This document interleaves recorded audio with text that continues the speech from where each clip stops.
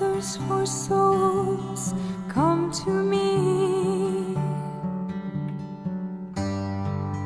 I thirst,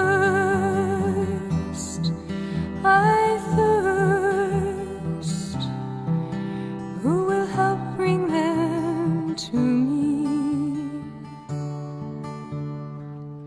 Bring them to my Father, wash them in my blood, bind their wounds of sin by the power of my love. Tell them of my mercy, show to them my heart, pierced and ever broken, with love to impart.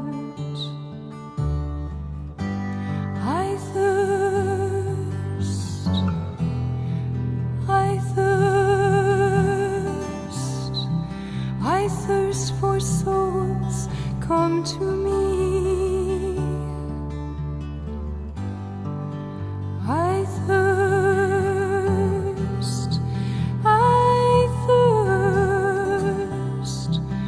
who will help bring them to me?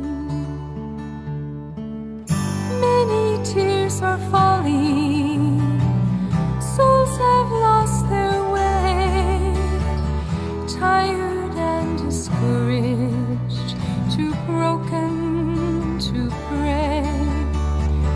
Will you be my tenderness? All the world will see. I am always waiting. Please come to me.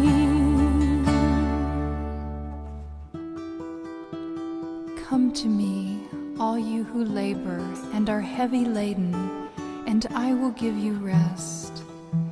Take my yoke upon you and learn from me, for I am gentle and lowly in heart, and you will find rest for your souls.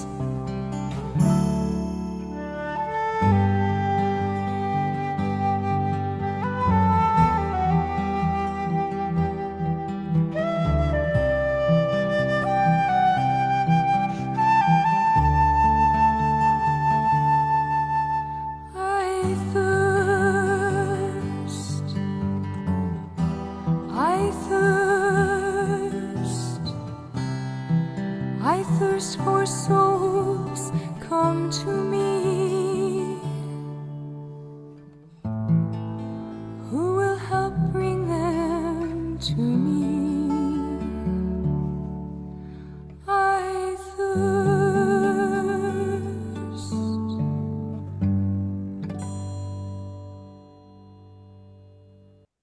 Baik, jadi Bapak Ibu, selamat malam kembali.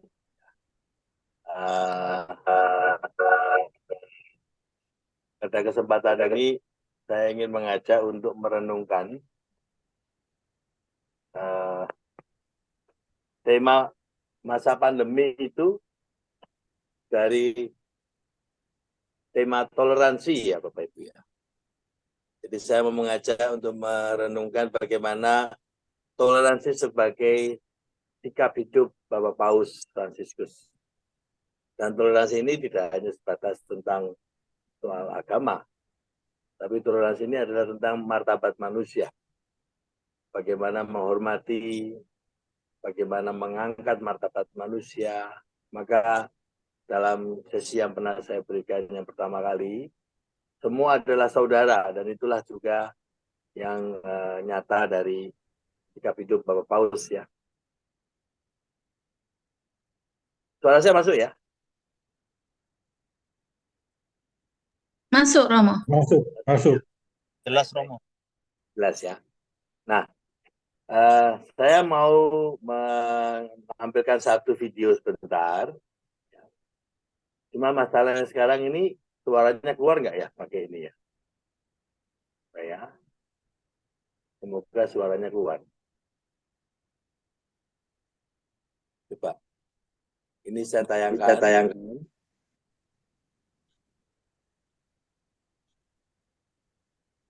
Suaranya keluar nggak? Keluar, Romo. Ada suara. Baik. Baik. Ini adalah tugas dari mahasiswa saya pada saat kuliah agama, dan dia menulis tentang Paus. Bagus ini.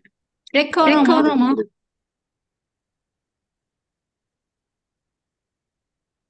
Dan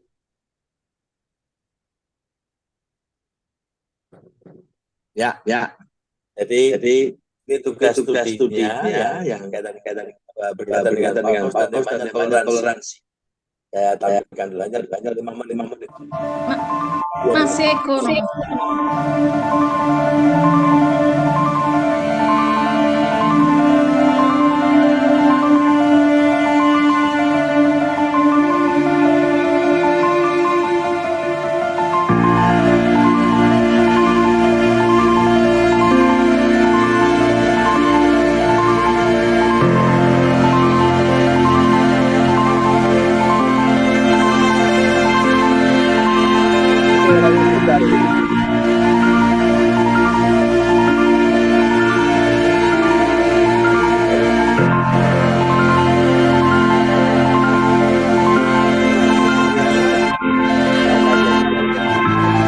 Tetapi yang paling jelas adalah ini.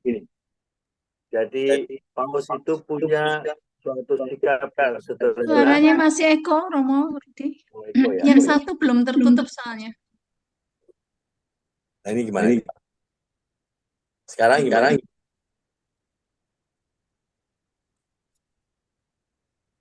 Nah, Masih dua-duanya masih aktif.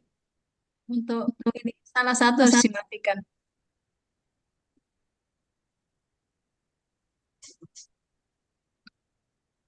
sekarang gimana sekarang? Oh, jangan-jangan ini udah hidup. Masih, Romo. Masih Eko. Iya. Yes. Harus salah satu dimatikan mestinya. Oke. Kalau Mungkin ini, ketika kalau sekarang sekarang sudah oke. udah enggak? Oh, Ya, sudah. baik. Jadi salah satu hal yang saya stop di sini videonya adalah hidupnya yang sederhana. Dan kesederhanaan ini juga berkaitan dengan bagaimana dia memandang semua sebagai ciptaan Tuhan dan sebagai umat Allah, ya. Nah, dalam kaitan ini saya melihat bahwa bagi dia yang utama adalah bagaimana menghormati setiap ciptaan, dan bagaimana tidak hanya menghormati tapi juga menjadi sarana setiap ciptaan itu hidup, ya. Nah, ini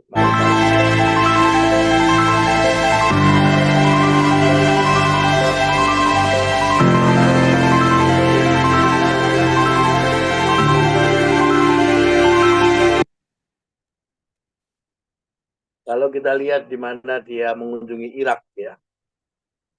Saya mencoba membaca perjalanan Francis Assisi kepada Al-Malik, ya.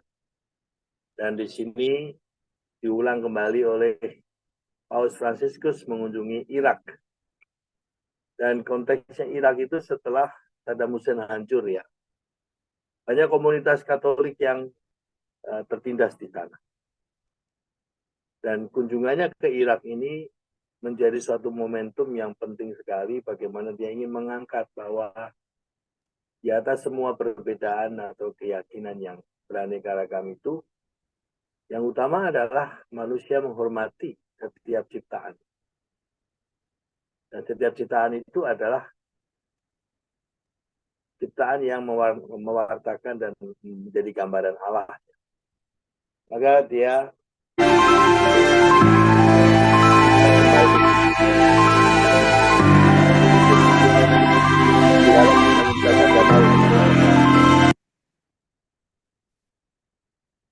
menjadi jembatan mewartakan itu. Dan ini juga pesan dari Paus Fransiskus yang mengangkat kembali peristiwa tahun abad 12 tentang Francis Assisi menjadi sarana untuk ketika Sultan datang ke Spanyol, ya, ke ke daratan Eropa ketika mengalahkan Eropa, dan Paus ingin bahwa Sultan menghormati juga setiap tawanan. Dan di situ Fransiskus Assisi dipilih menjadi orang yang bisa menjembatani bagaimana orang-orang yang menjadi tawanan itu diperlakukan sebagai manusia. Maka berkat Fransiskus Assisi, Sultan memperlakukan semua jajahan dari yang dikuasai oleh Sultan itu sungguh-sungguh diberi kehidupan ya. Maka kalau kita lihat dari konteks Fransiskus Assisi, maka Paus Fransis ini benar-benar ingin mengangkat kembali tatanan kehidupan sebagai suatu yang harus diperjuangkan oleh setiap orang beriman yang percaya kepada Tuhan.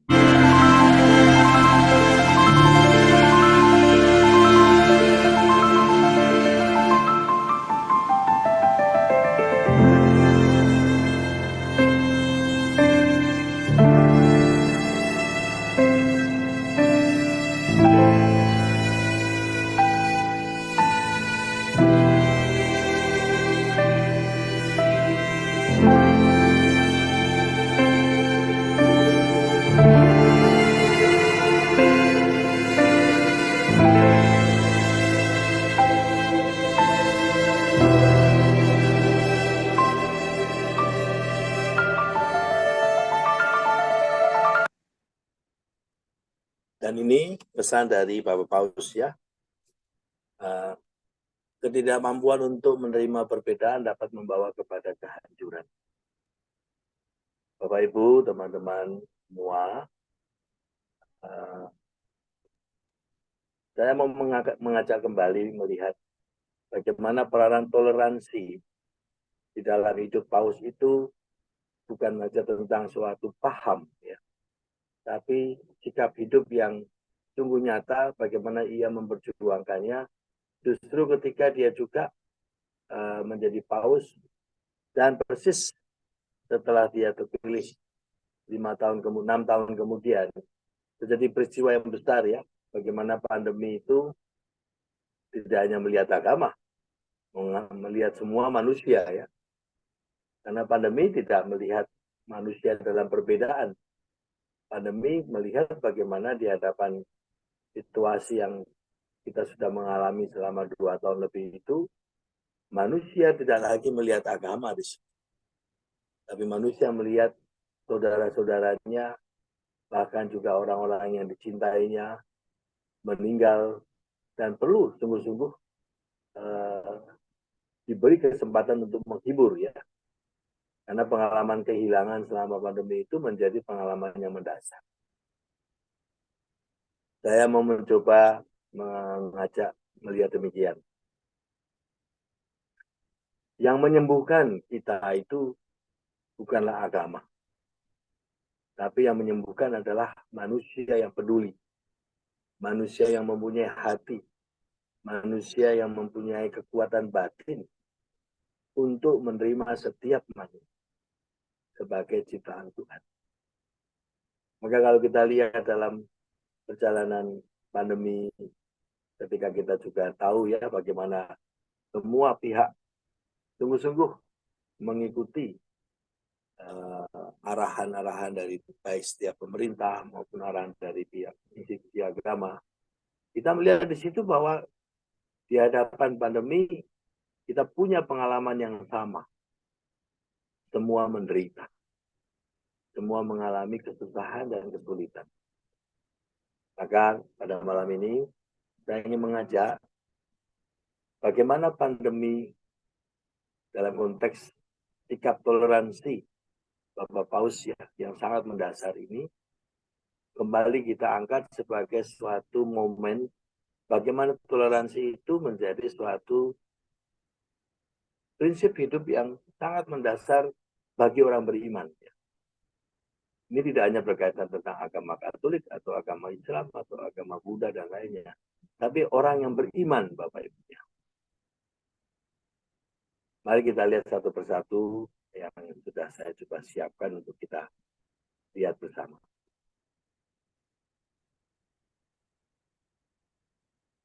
Baik.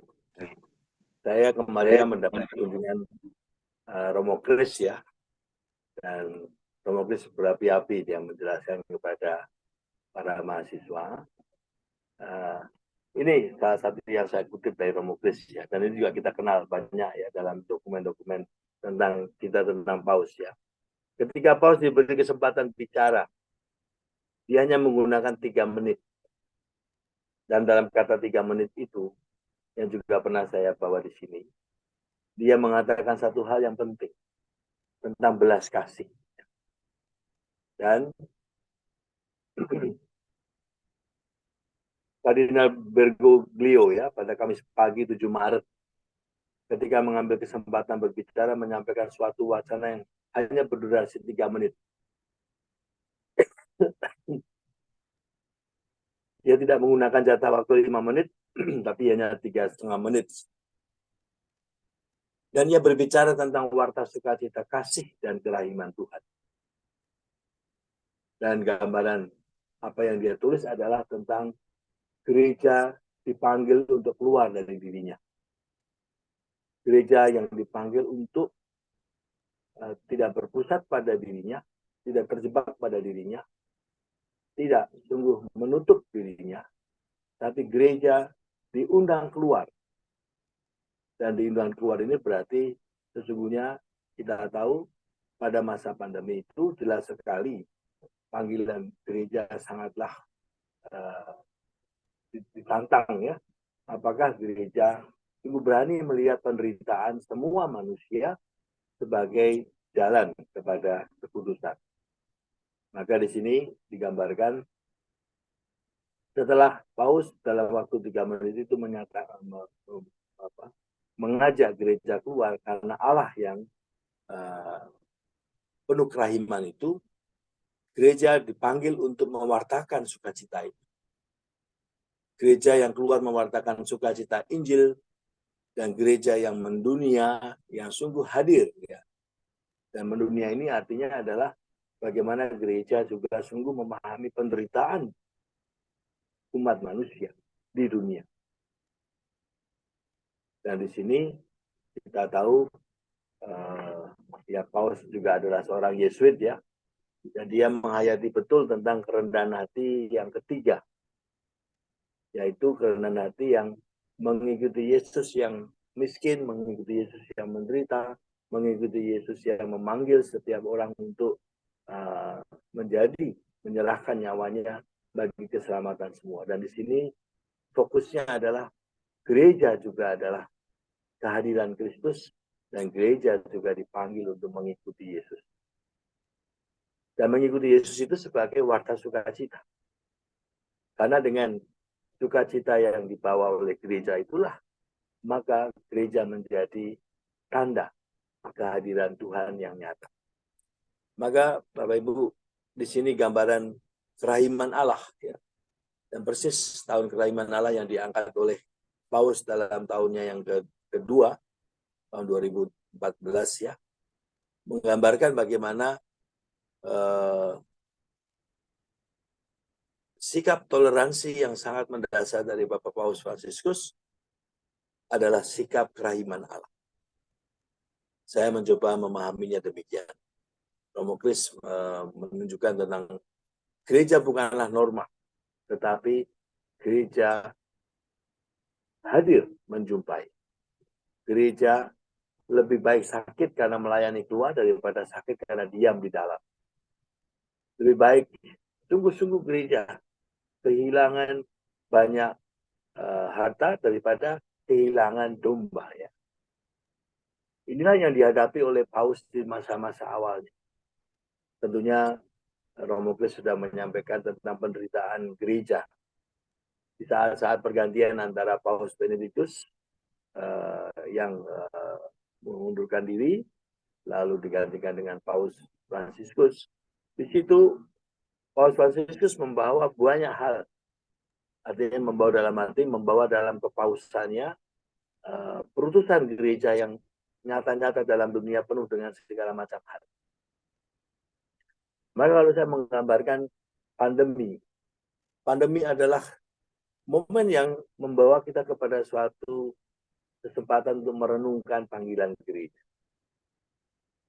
Di situ kelihatan sekali ketika Paus ya keliling juga ya memberkati dan mendoakan terus semuanya. Gereja hadir bersama untuk menyapa domba-domba. Jadi bagi gereja yang utama adalah bagaimana setiap jiwa-jiwa itu sungguh-sungguh mengalami kerahiman Tuhan. Gambaran di sini ya, ini kan ada burung, ada manusia, dan semuanya ya dipeluk oleh Paus Fransiskus ya. Ini kan gambaran semua adalah saudara. Ini kan simbolnya, motonya Fransiskus Assisi ya.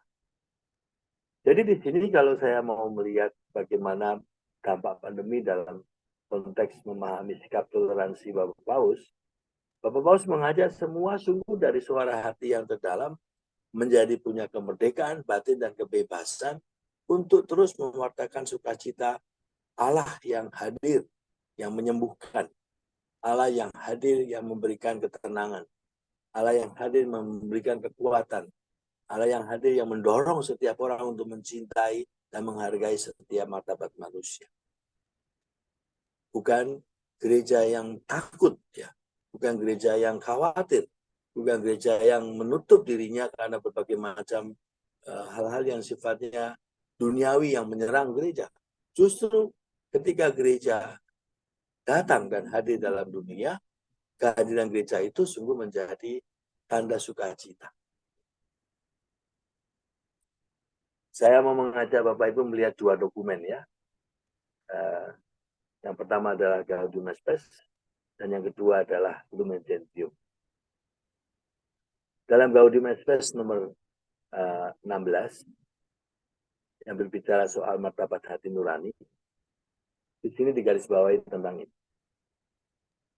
Suara hati itu selalu menyerukan kepadanya untuk mencintai dan melaksanakan apa yang baik dan untuk menghindari apa yang jahat. Jadi di sini setiap insan manusia itu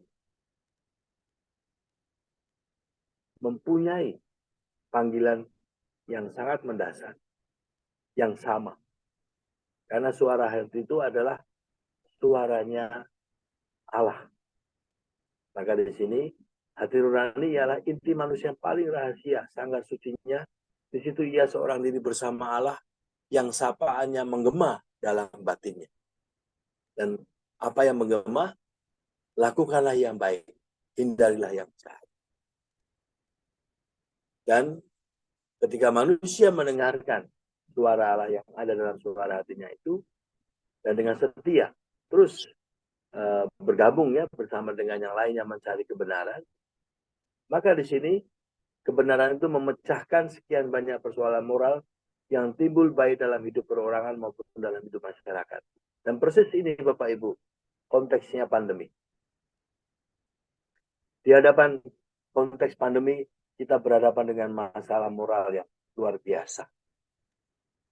Saya juga ngeri ya waktu mendengar tentang mereka yang di Italia, yang banyak yang meninggal ya, dan kemudian dikubur secara massal ya. Kita pun juga punya pengalaman di sini.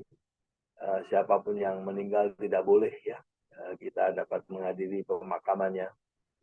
Ya kami pun juga di Yesus juga sama, kami punya tiga Yesus yang meninggal di saat COVID ya. Yang pertama Romo Mariono SY yang ada di Semarang, lalu ada Romo Ande Yuniko ya yang dulu misionaris dari Pakistan, lalu juga ada Bruder Prihatna. Ya. Saya hampir yang keempat ya, tapi Tuhan masih menugaskan saya untuk di dunia ya. Jadi kalau saya mengingat mereka tidak dapat dihadiri secara publik ya, dan tentu juga banyak keluarga yang mengalami yang sama. Di UI ini ada satu dosen atau profesor yang dia kehilangan 7. Dan profesor itu pada saat rekoleksi sekian lama, dia nggak pernah lagi mau ikut Ekaristi dan semua, karena ada kemarahan ya. Tapi pada saat rekoleksi bersama kami, para dosen yang kami adakan tahun 23 yang lalu, dia menangis ya pada saat sharing. Kebetulan waktu itu ada Romanis juga ya, memberikan sharingnya juga. Dan saya tersentuh dengan ininya, apa yang dia sampaikan. Lalu waktu kami malam saya kasih renungan tentang bintang dan semuanya, dan dia setelah itu dia mengatakan, Romo, saya sangat terkesan dengan video tentang bintang ya, dan tampilkan tentang Milwa ada rekaman di YouTube banyak itu tentang alam semesta. Dan saya baru menyadari kenapa saya begitu lama marah pada Tuhan ya, karena pandemi. Tapi pada saat rekoleksi itu dia sangat tersentuh dan dia mengatakan, saya bersyukur bahwa hati saya pada Tuhan kembali lagi.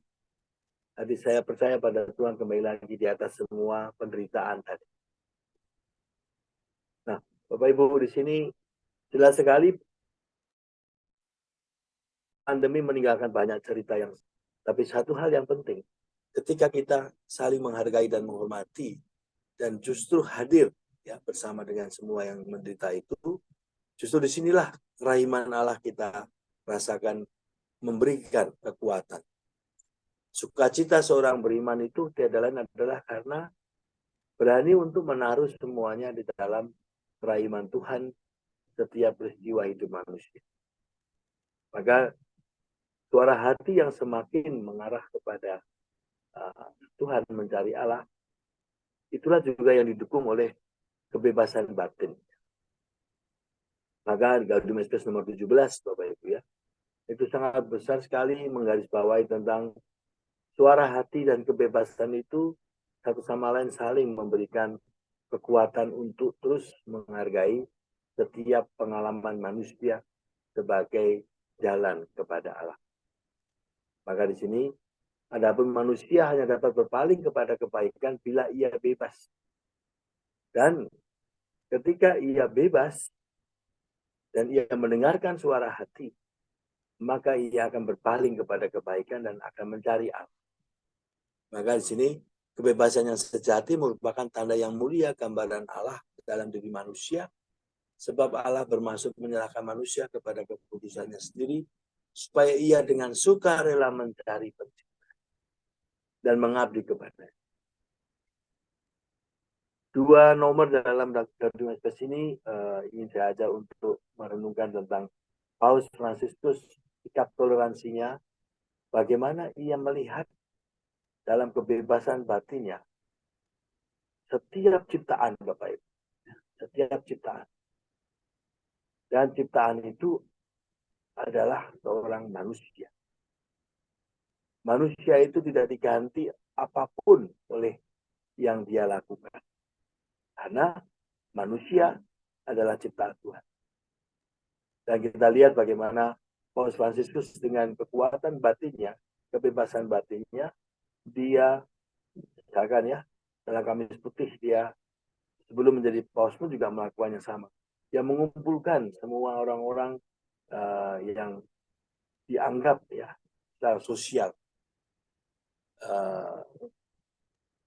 tidak ada tempat gitu ya, seperti para imigran, para wanita, orang-orang yang istilahnya dalam konteks sosial itu mempunyai stigma ya.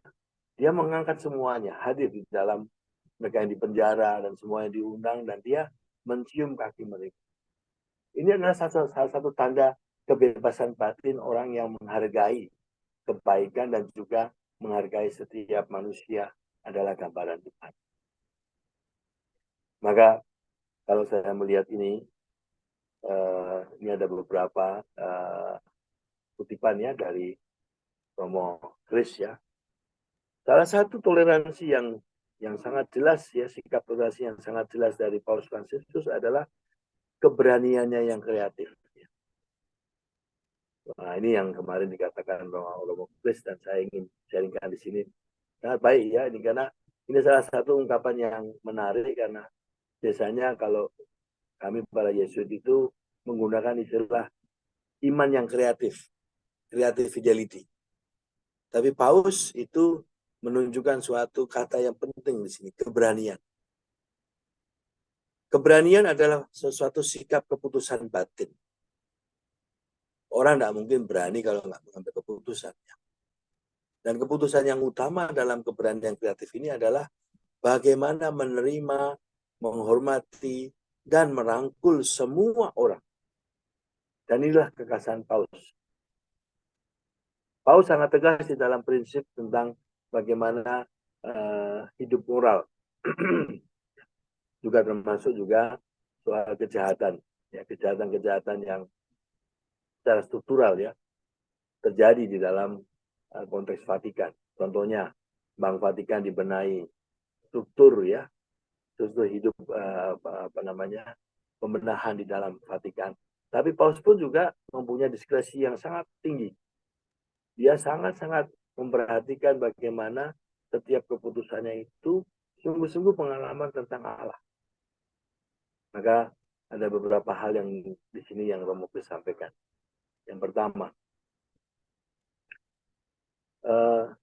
pertama ia bersikap menerima, mengambil tindakan.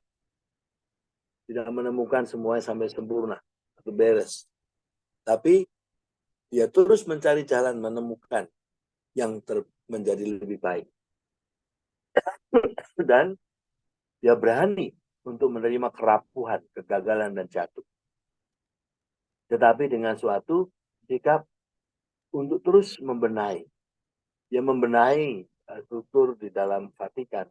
Dia membenahi juga bagaimana Kuria Roma ya, para kardinal dan semuanya. Maka kita lihat di sini ada banyak kardinal-kardinal yang dipilih dari luar ya, Italia, dari luar Vatikan, dari mulai yang hanya kecil ya di Mongol ya, lalu juga ada di Brunei ada kardinal.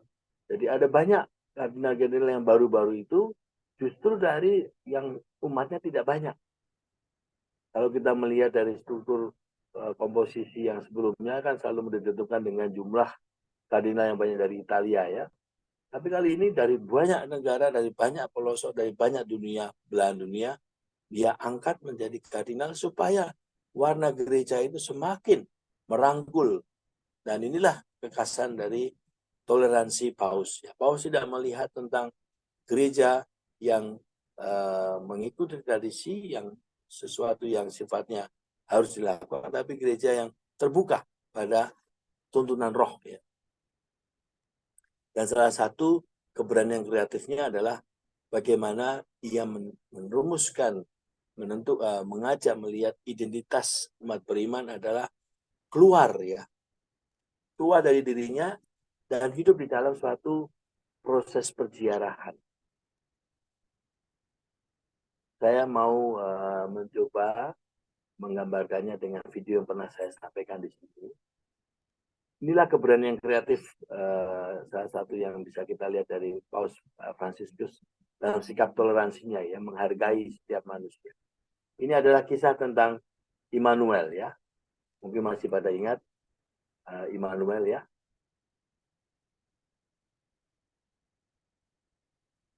Oh, suaranya agak kecil. Tapi tidak apa ya, pakai ini aja ya. Soalnya kalau ditukar ke HP agak susah itu. Oke.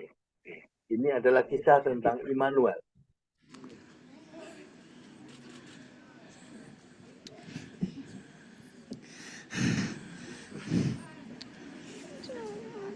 Dai.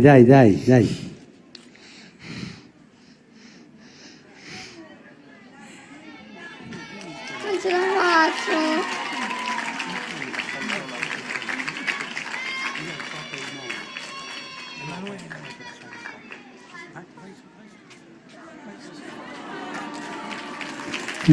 Vieni da me, Emanuele.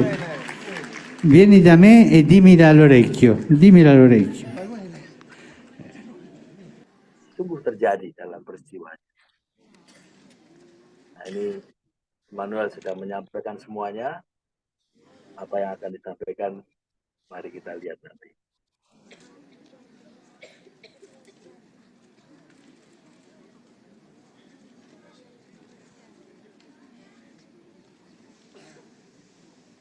seorang anak yang berani menceritakan kisahnya, Bapak Ibu ya. Dan kisahnya ini adalah kisah yang sangat penting buat anak itu. Dan ada satu pertanyaan, mari kita dengar apa pertanyaan.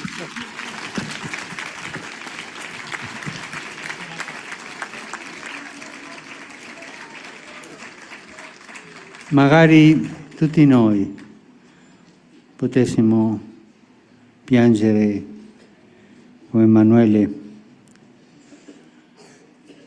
quando avremo un dolore come ha lui nel cuore. Lui piangeva per il papà.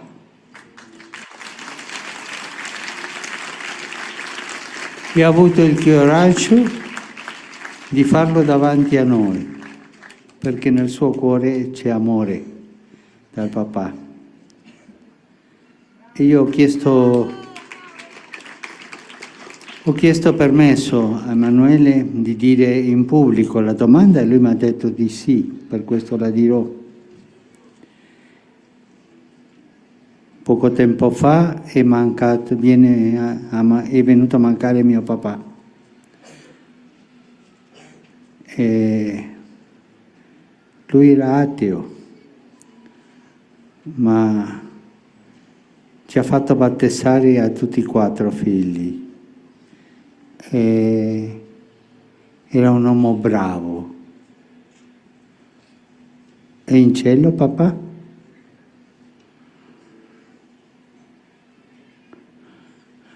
Che bello che un figlio dica del suo papà era bravo. Voi pensate che Dio sarebbe capace di lasciarlo lontano da te? Pensate quello? Ma forte, con coraggio. Dio abbandona i suoi figli? Dio abbandona i suoi figli quando sono bravi? Ecco, Emanuele, questa è la risposta. Dio sicuramente era fiero di tuo papà, perché è più facile, essendo credente, battezzare i figli che essendo non credente battezzarlo. E sicuramente a Dio questo è piaciuto tanto. Parla con tuo papà, prega tuo papà. Grazie Emanuele per il tuo coraggio.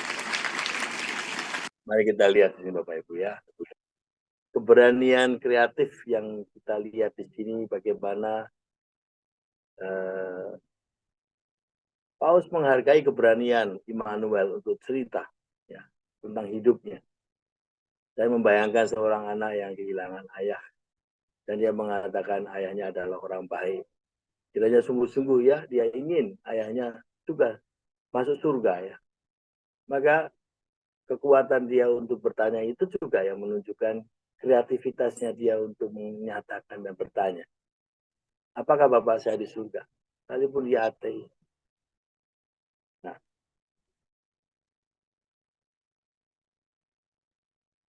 kalau kita lihat di sini, bagaimana Immanuel berani bertanya kepada Paus dan Paus mengajak semua untuk melihat apakah Allah yang Maha Rahim akan membiarkan seorang ayah yang baik oleh Immanuel. Dikatakan berkali-kali, ayahnya adalah orang baik. Apakah Allah akan membiarkan ya orang yang seperti itu tidak masuk dalam kerahimannya? Tentu tidak jawabannya ya. Nah, di sini saya ingin mengajak Bapak Ibu untuk kembali ya mencoba merenungkan bagaimana kemurahan hati Allah itulah yang selalu hidup di dalam toleransi dari Bapak Paus. Ya. Sikap toleransinya itulah yang semakin menunjukkan bagaimana keberanian kreatif yang dia lakukan dalam banyak hal. Tidak hanya terhadap tentang mengajak Immanuel datang mendekat dan dia mendengarkan ya. Itu kan kreativitasnya ya. Jadi kalau kita lihat di sini bagaimana ia menghargai setiap manusia, setiap peristiwa, setiap pengalaman dengan dia semakin kreatif menyambut setiap orang. Saya membayangkan kreativitasnya Paus ketika mengundang Immanuel datang itu, dia punya ketakutan untuk menyampaikan, kebingungan, Tapi dia mengatakan, datang Immanuel, saya ingin mendengarkan, kamu katakan langsung kepada saya. Ini kreativitas yang alami yang terjadi ya. Dan itu menimbulkan sukacita. Nah, ini yang saya coba renungkan dalam tema hari ini, yaitu pengalaman-pengalaman pandemi dalam arti semua pengalaman penderitaan manusia itu menjadi kekuatan Paulus untuk mendengarkan suara Allah. Dan dia di sini mengatakan, seorang Kristen tanpa keberanian menjadi Kristen yang nggak berguna. Gitu. Artinya, salah satu kekuatan yang jelas sekali ditawarkan oleh iman Kristiani dan kita mengamini itu adalah mendengarkan. Dan mendengarkan itulah juga yang membuat kita kreatif. Ya. Kreatif untuk bagaimana menanggapi tawaran Allah di dalam setiap peristiwa-peristiwa kehidupan dan khususnya penderitaan-penderitaan manusia. Maka dua hal ini yang saya ambil dari Anu Romo Kris ya. Without risk, a young person is like a pensioner ya pada usia 20 ya. Jadi ketika anak-anak muda itu ya tidak mengambil resiko, hidup tanpa resiko, dia seolah-olah seperti seorang pensiunan yang sudah selesai di usia awal ya. Dan ketika kita menghentikan untuk ambil resiko, kita juga menghentikan hidup. Kita menghentikan menghidupi hidup. Maka dua kata yang Paulus katakan di sini sama-sama menunjukkan sikap toleransi itu adalah suatu bentuk keberanian kreatif. Ketika kita merasa sesuatu yang menekan suara hati kita dan manusia menjadi tidak bebas, itulah sikap yang harus kita lakukan dengan keberanian kreatif tadi. Maka tema kunjungan Paulus salah satunya kan tentang fraternity ya, saudaraan, iman, fidelity ya, fraternity. Dan di situ menunjukkan bagaimana persaudaraan itu juga berangkat dari suatu pengalaman akan Allah yang membawa kita berani untuk mengambil sikap yang jelas ya, bahwa kita adalah pengikut Kristus di dalam konteks dunia yang semakin tidak ramah kepada Kristus. Saya membacakan dua kutipan ini. This pain opens the era of fraternity. Jadi penderitaan-penderitaan ini itu membuka era persaudaraan. Ketika kita melihat penderitaan-penderitaan di dalam hidup kita maupun dalam hidup sesama, ini membuka suatu persaudaraan. Dan the principle forgotten above all by capitalism. Prinsip ini dilupakan oleh kapitalisme ya. Karena apa? Individualisme, kapitalisme itu adalah suatu prinsip tentang mengutamakan manusia sendiri sebagai dirinya. Tapi tidak melihat Allah dalam diri manusia. Maka ketika manusia menjadi sangat individual, itu menggambarkan manusia semakin meninggalkan Allah. Dan manusia semakin tidak melihat Allah, maka manusia semakin tidak bersaudara. Dan inilah yang perlu kita pahami, yang perlu kita hidupkan, yang perlu kita temukan kembali. Persaudaraan yang berangkat dari iman, Bapak. Dan itulah toleransi. Dan kalau kita lihat toleransi tiada lain adalah suatu keputusan, kebebasan yang diambil selalu mengarah kepada Tuhan melalui melihat setiap peristiwa manusia. Maka yang belah kanan ya, the decision to care for the poor ya. Jadi keputusan untuk peduli pada orang miskin atau kepada yang miskin bukanlah keputusan yang karena mereka punya kebutuhan khusus ya atau berbeda, tidak. Tetapi keputusan itu tidak dapat dikondisikan oleh waktu yang tersedia atau oleh kepentingan pribadi, tapi oleh yang sifatnya sungguh-sungguh atau oleh pelayanan pastoral yang sifatnya tidak manusiawi. Kita, until we revive our sense of responsibility for our neighbor, sampai kita merevitalisasi kembali ya tanggung jawab kita kepada sesama, kepada saudara, kepada setiap orang, maka kita akan terus melanjutkan krisis ekonomi dunia, krisis ekonomi sosial, krisis ekonomi politik. Ya. Jadi di sini Paus Fransiskus mengatakan keputusan untuk memilih kita peduli kepada orang miskin tidak dapat dikondisikan oleh waktu yang tersedia. Tidak. Karena keputusan untuk memihak kepada atau memperhatikan orang miskin itu adalah panggilan, Bapak Ibu. Jadi bukan karena kita merasa kasihan, lalu kita merasa mereka membutuhkan, tapi panggilan yang berangkat dari perjumpaan dengan Tuhan. Karena tanpa itu, kita akan hanya melanjutkan krisis ekonomi. Dan ini yang dikatakan oleh Paulus. Saya mau mencoba melihatnya dalam konteks ini, dalam Lumen Gentium ya, Bapak Ibu ya. Sedikit hari ini agak banyak menggunakan dokumen gereja ya. Mari kita lihat Lumen Gentium, dan dokumen yang berikutnya adalah tentang bagaimana sebenarnya iman itu berbicara dalam konteks kehidupan masyarakat. Kita lihat dulu Lumen Gentium ya. Semoga kelihatan kalau enggak saya bacakan aja. Lumen Gentium nomor 16 itu tentang umat bukan Kristiani ya. Di sini dikatakan mereka yang belum menerima Injil dengan berbagai alasan diarahkan kepada umat Allah. Dengan kata lain, gereja memandang semua adalah umat Allah.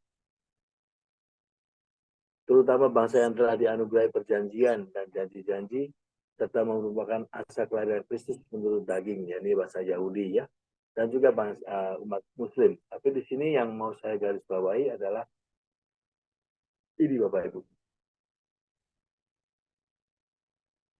Penyelenggaraan ilahi juga tidak menolak memberi bantuan yang diperlukan untuk keselamatan kepada mereka yang tanpa bersalah belum sampai pada pengetahuan tentang Allah. Namun berkat rahmat ilahi berusaha menempuh hidup yang benar. Jadi di sini digambarkan gereja dalam Vatikan kedua lewat Lumen Gentium nomor 16 ini. Gereja melihat tidak semua orang mempunyai agama untuk memahami Allah. Tetapi gereja melihat bahwa karya Allah tidak berhenti hanya melalui agama. Dan yang paling jelas adalah sebab apapun yang baik dan benar yang terdapat pada mereka, gereja dipandang sebagai persiapan Injil. Artinya apa? Bahwa ketika mereka pada akhirnya menjadi Katolik atau menjadi Kristen, semuanya itu adalah persiapan mereka untuk menerima Kristus. Tetapi mereka pun melakukan yang baik dan benar itu adalah sikap yang mengarah kepada menghormati Allah. Karena mereka menghormati ciptaan manusia. Dengan kata lain, mereka juga menghargai dan menghormati martabat manusia dengan bersikap baik dan benar. Poin ini sangat besar sekali buat menerima saya tentang memahami Paus ya. Tentu Paus Fransiskus adalah juga yang hadir dalam Konsili Vatikan kedua ya, sebagai imam ya, dan sebagai teolog juga tentunya.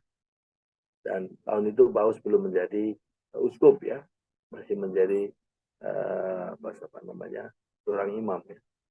Tapi kalau kita lihat bagaimana pengaruh dia sebagai provinsial Yesuit bagi di awal-awal Vatikan kedua itu dilakukan ya, tahun 62, tahun 65 dan seterusnya ya. Di situ kan dia berhadapan dengan berbagai macam krisis ya, krisis dunia. Dan di situ kelihatan sekali bagaimana dia hidup sederhana dan menghormati setiap insan dengan bagaimana dia menghargai perjumpaannya dengan banyak orang ya, dengan khususnya orang-orang yang sederhana. Dengan sikap yang sederhana, dengan hidupnya yang sederhana pun menunjukkan bagaimana dia menjadi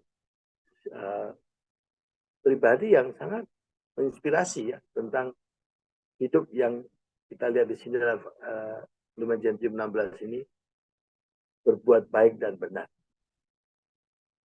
Dan kalau kita lihat salah satu tanda dari Lumen Gentium ini adalah bagaimana menghormati setiap manusia yang mencari Allah. Ya.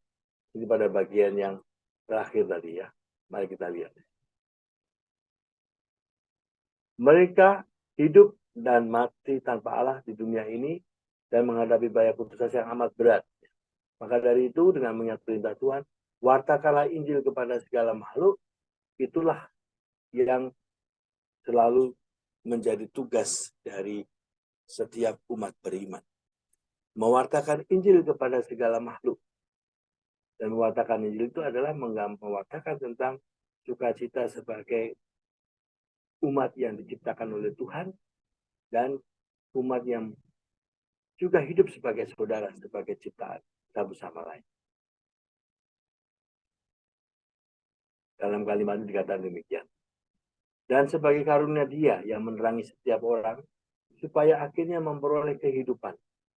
Tetapi sering orang-orang karena ditipu oleh si jahat, jatuh ke dalam pikiran-pikiran yang sesat, yang mengubah kebenaran Allah menjadi dusta, dengan lebih mengabdi kepada ciptaan daripada Sang Pencipta. Ini tantangan dari masyarakat modern, Bapak Ibu ya. Maka kalau kita kembali lagi kepada tadi,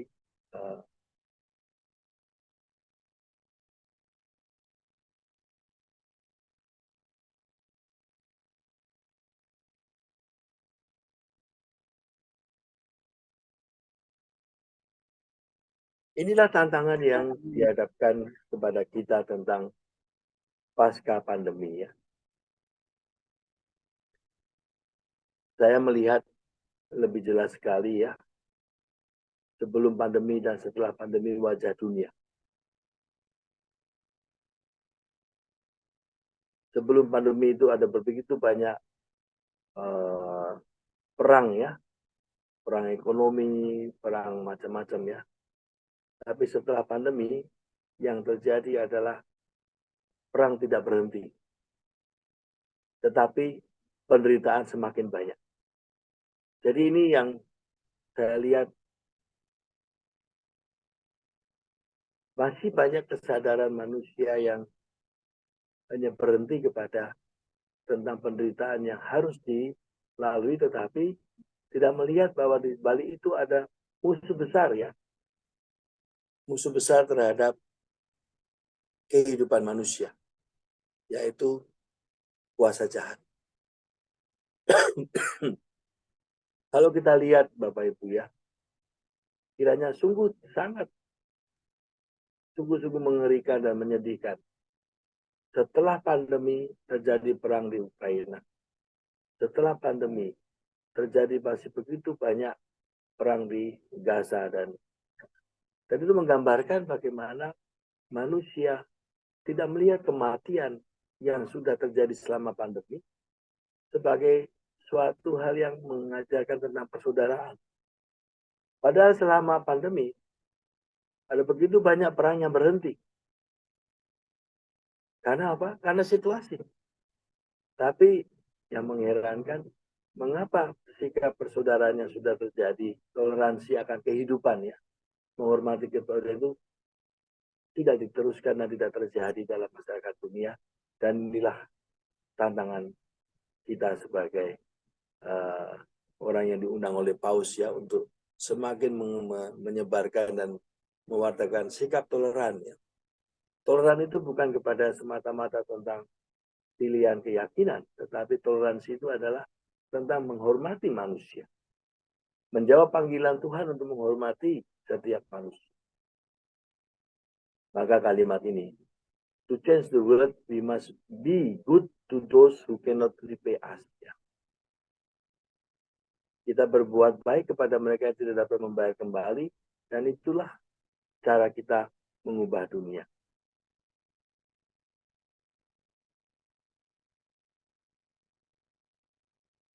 Ini menarik ini. Lihatlah ke depan, dan janganlah kehilangan pandangan secara horizontal. Dan horizon itu adalah Allah. Jadi kalau kita melihat di sini pesan Paulus itu adalah apa yang kita ingin cari tentang Allah adalah yang ada di samping kita. Kehadiran setiap manusia sebagai anugerah dan sebagai ciptaan yang kita hormati dan kita perjuangkan. Maka di sini keberanian kreatif itu menjadi sesuatu yang sangat Paulus katakan karena kita menghargai dengan memperjuangkan. Dan yang paling jelas ini adalah bagaimana kita dapat memperjuangkan, yaitu dengan menempatkan Yesus sebagai pusat dari kehidupan semua insan. Ini persis sekali dengan kata-kata Bunda Teresa ya, Bapak Ibu ya. Jadi menemukan Kristus yang tersembunyi di tengah-tengah dunia. Dan inilah juga dengan melayani Yesus dalam diri orang lain. Dan itu adalah suatu pengalaman yang menggembirakan. Saya mau share sedikit ya teman-teman tentang KKIT muda yang sedang bertumbuh di sini. Ini dalam grup mereka sedang menyiapkan untuk besok tanggal 25 ya. Untuk LIA yang kedua setelah yang pertama bulan lalu. Ya saya melihat antusiasme dari teman-teman muda kita ya. Dan kali ini ada beberapa yang tidak dapat hadir, tapi mereka saling berkomunikasi dan saling mengatakan maaf ada kegiatan lain. Tapi mereka juga mengajak untuk mengundang yang lainnya juga, yang belum pernah ikut ya. Dan saya melihat joy ya, ada sukacita mereka ikut di dalam LIA ini juga saya yakin ya, karena itu pengalaman akan Yesus. Kalau ini hanya kegiatan sosial atau kegiatan yang sifatnya baktis-baktis sosial itu ya, ini tidak akan ada joy di sana. Ya ada joy dalam arti sangat manusiawi, tapi joy yang sungguh-sungguh terjadi ketika ada pengalaman akan Allah itulah membuat setiap kegiatan LIA itu menjadi ya sumber joy ya, membuat kita ingin melakukannya terus. Maka di sini Paulus mengatakan seorang Kristen itu nggak pernah boring ya. Seorang Kristen itu nggak pernah membuat jenuh ya. Atau seorang Kristen itu nggak pernah sedih ya. Karena dia lebih memilih untuk mencintai Kristus dan itulah sumber cita-citanya. Dan dia memilih untuk daripada sedih mencintai Yesus dan cintanya itulah yang memancarkan kegembiraan. Maka di sini kata-kata yang seorang Kristen itu lebih menjadi orang yang mencintai Yesus dengan sukacita yang penuh dan memancarkan joy-nya itu ya, sukacita itu. Ini slide yang terakhir, Ibu ya. Saya mau mengakhiri renungan tentang toleransi dengan pesan Paulus tentang joy ini ya. Sukacita iman, sukacita Injil adalah suatu fondasi ya dari setiap umat beriman, dari iman dari setiap orang. Tanpa sukacita, seseorang menjadi susah untuk menjadi seorang yang percaya pada Tuhan. Ada banyak Kristen yang hidupnya seperti masa prapaskah tanpa kebangkitan ya. Jadi seolah-olah semuanya itu masa berkabung terus ya, masa menderita terus ya. Tapi tidak, sukacitanya tidak terekspresikan di dalam sesuatu yang dalam nyata dalam hidupnya. Jadi kalau kita ingin melihat sukacita yang sangat jelas, Paulus mengatakan the joy is not expressed the same way at all times in life, especially at moments of great difficulty ya. Jadi kalau kita mau melihat sukacita seorang beriman itu, kita lihat di dalam ketika dia menderita dan ketika dia bersama yang menderita. Nah ini kan dua hal yang kelihatan sama tapi berbeda Bapak Ibu. Ketika seorang menderita dan dia kehilangan imannya dalam arti tertentu karena penderitaan, dan inilah yang tadi dikatakan oleh Paulus ya. Seorang Kristen itu tidak memilih untuk sedih, tapi untuk mencintai Yesus supaya memancarkan sukacita, sekalipun dalam penderitaan. Dan salah satu yang bisa saya bayangkan tadi seperti bagaimana Paulus ya mendengarkan Immanuel. Immanuel sedih, ayahnya meninggal. Immanuel sedih, padahal ayahnya membaptis keempat anak laki-laki. Immanuel sedih, membayangkan apakah ayahnya selamat atau tidak. Membayangkan apakah ayahnya ada di surga atau tidak. Bagi dia, seorang anak kecil, surga adalah damai. Surga adalah tempat yang tenang. Surga adalah tempat bersama Tuhan. Dan inilah keyakinan yang ditanamkan oleh ayahnya lewat dia dibaptis. Maka bagi Immanuel, mengapa ayahnya belum dibaptis? Mengapa ayahnya membaptis anak-anak tapi dirinya tidak dibaptis? Itu kesedihan bagi dia. Ya. Tapi di sini mari kita lihat bagaimana Paulus merangkul dia, mendengarkan dia, dan mengajak semua audiens untuk mengajak dia menyadari ya. Bagaimana mungkin Allah yang Maha Rahim akan membiarkan seorang ayah yang bagi Immanuel sangat baik. Dan bagaimana mungkin Allah akan membiarkan ayahnya Immanuel yang telah membaptis keempat anaknya tidak masuk surga gitu. Nah inilah cara seorang yang toleran Bapak Ibu. Dan itulah Paulus ya. Paulus itu bersikap sangat toleran karena apa? Karena melihat setiap orang adalah saudara dan ia merangkulnya dan ia mendengarkannya dan ia mencoba membaca apa yang Tuhan tawarkan dalam setiap persahabatan dengan setiap orang. Maka inilah yang paling penting dari semua yang saya sudah sampaikan. Sikap toleransi yang menjadi potret hidup dari Paulus Fransiskus karena ia ingin menjadi instrumen dari belas kasih Tuhan. Dan inilah kata 3 menit ya yang dia sampaikan. Bagaimana Paulus mengatakan dalam waktu yang 3 menit itu bahwa semua karena belas kasih Tuhan. Dan mengetahui bahwa kita itu tidak akan dihakimi ya dengan belas kasih ini, itu yang menggembirakan ya Bapak Ibu ya. Kita tidak akan kalau kita bayangannya ya bahwa kita akan dihakimi oleh kesalahan kita akan dihakimi oleh dosa-dosa kita dan semua, kan lalu sedih ya. Karena tidak ada satu manusia pun yang nggak berdosa ya. Tidak ada satu manusia pun yang nggak berbuat salah. Tetapi ketika kita menyadari kita akan dihakimi oleh belas kasih Allah. Dan semakin kita menjadi instrumen belas kasih Allah, Allah akan bertanya, berapa banyak belas kasih yang telah kamu lakukan? Dan itulah sikap toleransi. Sikap toleransi tidak lain adalah bagaimana aku semakin menjadi joy bagi banyak orang yang aku jumpai dalam hidup ini. Demikian Pak Winardi, saya mengakhiri renungan malam ini. Dan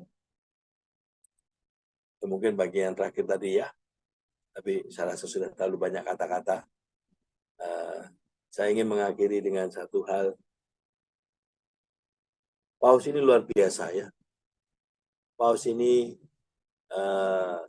mempunyai karisma yang mengajak tidak hanya umat umum, tapi di dalam gereja, Bapak Ibu. Di dalam gereja ada begitu banyak perpecahan di dalam konteks ya, hal-hal yang sifatnya baik itu dalam organisasi gereja maupun dalam hidup moral gereja, khususnya berkaitan dengan bagaimana mengakui dan menerima semua orang sebagai anugerah dan ciptaan Tuhan. Dalam konteks apa? Dalam konteks hidup berkeluarga, dalam konteks perkawinan, dalam konteks gender ya, maupun juga dalam konteks tentang LGBT dan semuanya. Ini semua dalam Paulus yang saat ini sungguh-sungguh terangkat, tetapi juga sungguh-sungguh mendapatkan tempatnya. Karena Paulus melihat siapakah setiap orang itu tiada lain adalah ciptaan Tuhan. Dan itulah sikap toleransinya yang menyambut dan menerima siapapun tanpa menghakimi. Terima kasih Pak Win. Ya, terima kasih Romo Rudi. Ya, jadi kata-kata terakhir itu yang saya suka ya, bahwa mengajak kita menjadi instrumen dari belas kasih ya. Karena waktu nanti kita mati kita ditanya itu ya, Romo ya. Jadi saya teringat dari Matius 25 ayat 40 ya. Apa saja yang kamu lakukan untuk saudaraku yang paling hina ini, kau lakukan untuk aku ya. Dan ini Paus sudah memberi teladan pada kita bahwa toleransi yang dibawa ya pada siapapun ya, tidak peduli dia berdosa atau tidak, itu yang diterima oleh Paus ya. Sedangkan banyak kali mungkin saya masih suka pilih-pilih Romo. Jadi yang menyenangkan yang saya terima, tapi yang tidak menyenangkan ya kadang masih pilih-pilih begitu. Oke teman-teman, itu tadi yang saya garis bawahi dari Romo Rudi ya. Mungkin ada yang mau bertanya atau mau apa namanya sharing, silahkan ya. Ya, jadi silahkan kalau ini teman-teman silahkan dibuka suaranya dan videonya ya, supaya bisa kelihatan dari sini ya semuanya. Oke, mungkin ada yang mau sharing ya. Nggak terasa sudah tinggal berapa ya? 2 minggu lagi ya kita akan ketemu dengan Paus. Teman-teman yang nanti berangkat, yang tidak bisa hadir nanti bisa lewat televisi ya, karena saya yakin banyak stasiun TV yang nanti menyiarkan ya kedatangan Paus ini ya. Oke, silakan. Jadi itu salah satu kedatangan Paus ke Indonesia adalah untuk berdialog ya.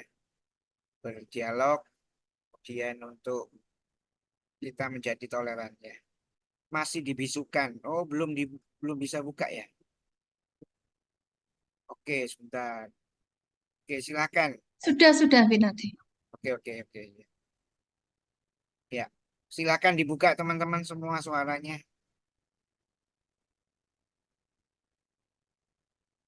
Ini malah dibalik. Mana tadi? Dibalik. Sudah. Jadi sudah saya open. Oke. Halo. Oke. Ya, silakan. Silakan teman-teman. Mbak Clara, mungkin ada yang mau disampaikan. Saya tidak ikut ke Jakarta, Mas, karena kan saya juga nggak sehat. Yang kedua, memang tidak ada jatah. Jadi saya ikut Rosario untuk keselamatan Paus kita ke Indonesia, berangkat pergi, dan selama perjalanan itu kelompok dari Keuskupan Surabaya dipimpin oleh Mas Steven sama Mas siapa banyak itu dari Keuskupan Surabaya. Jadi saya tiap hari Minggu jam 9 malam itu mulai Rosario untuk keselamatan Bapak Paus, Bapak Suci Paus ke Indonesia, dan untuk semua penyelenggaraan ini baik. Hanya itu aja, saya nggak ada yang bisa saya sharingkan, Mas. Saya sudah senang sekali menerima ajaran toleransi dari Romo Rudi sesuai dengan ajaran Fransiskus Assisi, karena saya 40 tahun jadi muridnya Fransiskus Assisi di Assisi Tebet, Mas. Jadi saya kembali mengulang pelajaran yang saya terima. Itu aja, Mas. Terima kasih. Selamat malam semuanya. Selamat malam. Ya, terima kasih Oma. Tentunya kita bergembira semua ya, baik yang nanti bisa hadir atau tidak. Tapi yang penting itu adalah semangat yang kita teladani ya dari Paus kita, Paus Fransiskus ya, mungkin itu. Oke, mungkin siapa? Daniel, ada yang mau disampaikan? Masih belum. Belum ya, oke. Bu Linda, Disimpan terus Pak Daniel. Bu Lindawati, silakan. Terima kasih, Uma Belum, Clara. masih belum Pak Win. Belum ya, oke. Eyang Sari mungkin. Saya juga belum. Simpen ya yang. Oke, Bu Lindri sudah lama nggak dengar ini, Bu Lindri, ayo silakan. Dengar dulu Mas Win. Ya, oke. Ini ada Amel juga. Amel hadir ya katanya ya, Bu Sinta ya. Ada Amel tapi silent hari ini, nggak komentar. Thailand. Waduh, padahal kan sudah melakukan itu. Oke, ini ada Saya mungkin Suster Marta. Oke, mungkin Suster Marta mau menanggapi atau sharing Suster Hanya Marta. satu hal saja, Ya, silakan. Bapak Paus mempersatukan iman kita. Amin. Amin. Ya, terima kasih Suster Marta ya. Cukup singkat padat ya, Suster Marta. Ya, oke. Jadi itu yang dari Suster Marta ya. Paus mempersatukan kita ya. Ya memang kalau tadi kalau kata Oma Clara mengingatkan kembali ya kepada teladan dari Santo Fransiskus dari Assisi ya. Dan itu doa yang dipakai oleh KKIT ya teman-teman. Tahu doa apa itu ya? Doa Mother Teresa. Doa harian ya. Tuhan jadikanlah aku pembawa damai. Bila terjadi kebencian, jadikanlah aku pembawa Ada yang cinta menyayangi kasih dia. dan seterusnya ya.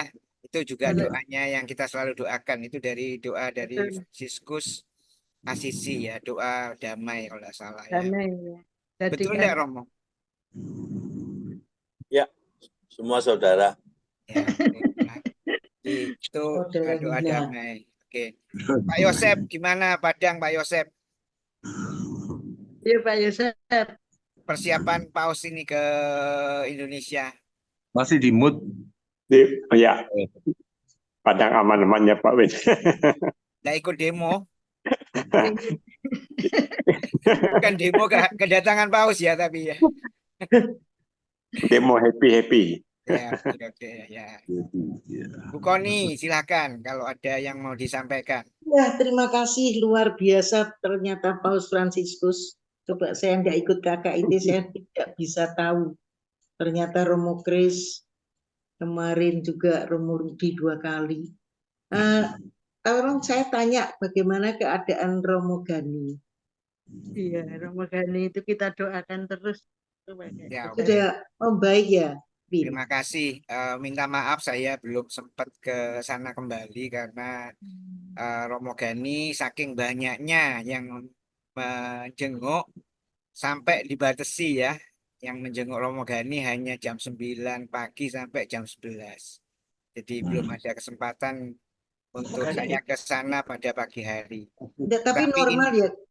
Tapi infonya dari beberapa teman-teman kondisinya sudah kondusif baik, kemudian apa namanya ada stroke ringan, ada mungkin penyempitan ya di pembuluh otak kita ya.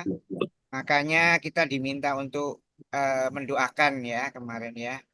Jadi karena terlalu banyak yang mengunjungi sampai akhirnya nggak bisa istirahat, itu yang ditakutkan kembali ya teman-teman. Jadi saya juga belum sempat ke sana, jadi terakhir ketemu sadar sudah bisa komunikasi dengan baik, tidak ada gangguan, ingatan oke, bicara oke. Tangan kakinya rasanya nggak apa-apa, cuma memang masih pusing, vertigonya itu yang bahaya ya. Nah, mungkin terima kasih. Karena takutnya penyumbatan ya di batang otak ini lagi di observasi lah ya. Nah, jadi tolong kerabat nanti didoakan semua Ya, untuk lalu kesembuhan sudah ini. siap, Mak. Ya, oke. Mungkin itu sedikit ya Om Koni tentang Ya, terima kasih, Bin. apa namanya Romo Gani. Semoga bisa Terima normal kasih semuanya. teman-teman yang ada di seluruh Indonesia yang sudah mendoakan Romo Gani juga. Oke. Oke, ada yang mau komentar juga? Jengbor, Ratna. Ini oh ya ada dua ya, ada M Ratna sama Ratna Jogja ya. Silakan Bu Ratna.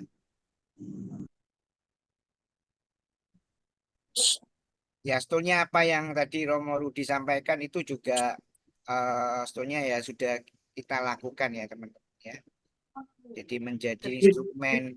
Kalau saya ingat kata-katanya Ibu Teresa ini yang selalu disukai ya. Waktu itu kita pembimbingnya Romo Gani, dia bilang kita bilang begini, saya adalah sebatang pensil di tangan Tuhan. Jadi kita menjadi instrumen dari belas kasih Allah ya.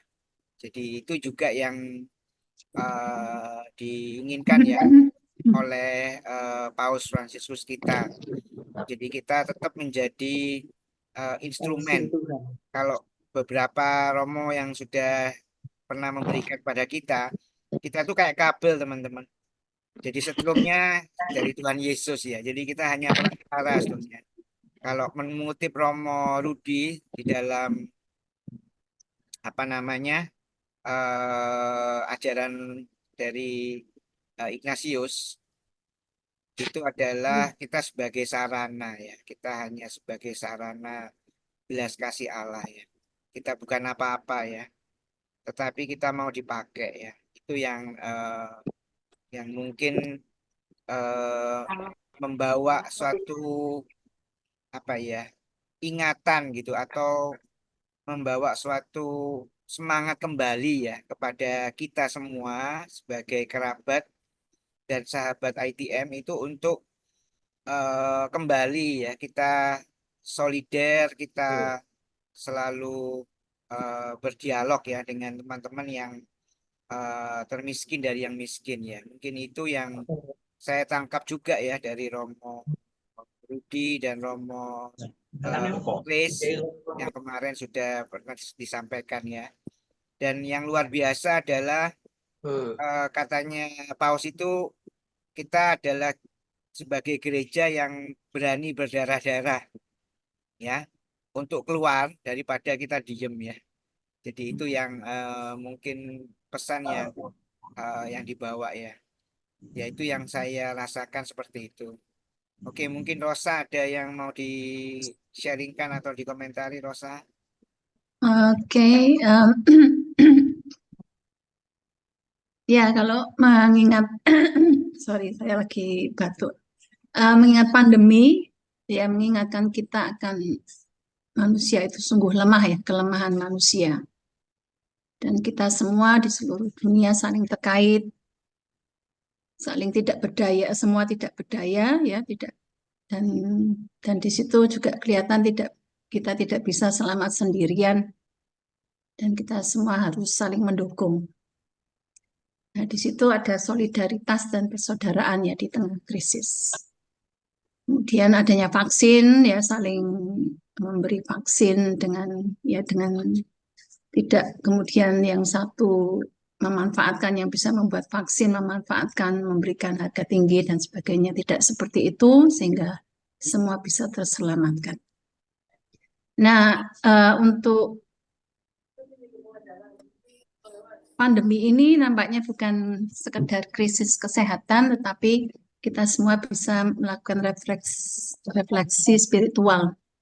Jadi dengan keadaan itu, bagaimana iman kita ya, iman kita di situ adalah sumber kekuatan di tengah kesulitan. Kalau saya refleksikan, kemudian pentingnya doa dan hubungan dengan Tuhan yang semakin intens.